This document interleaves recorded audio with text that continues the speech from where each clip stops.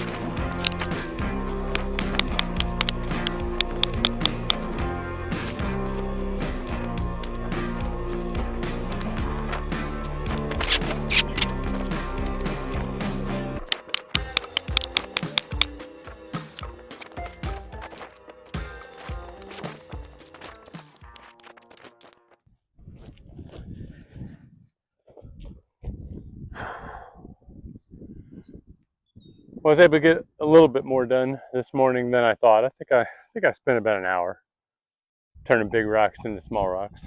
Um, this feels like a good time for a break. I'm not overly exhausted, and I haven't I've like pulled a muscle in my back or anything. So good time for a rest, get some water, and then come back and pick this up a little bit later. If it keeps going like this, I might be able to get this all done today, which would be great. So I would kind of like to get it knocked out. But if it takes me into tomorrow, that's fine also. So we'll pick it up here a little bit later. Thanks. I put a pretty good dent in that pile of concrete this morning, but now it's time to get back on this. I really want to get the gravel stripped out of here first. So I think I'm going to try and slow down a little bit, make some shallower cuts, use the box blade to strip off the gravel, and then the front end loader to begin putting that over here in the pile. And just continue to build that up until I get down to the soil. And then I'm going to start worrying about what the grade looks like. So maybe a little bit slower as I go, but I think it's going to be a better approach. Let's see what that looks like. Talk to you in a bit.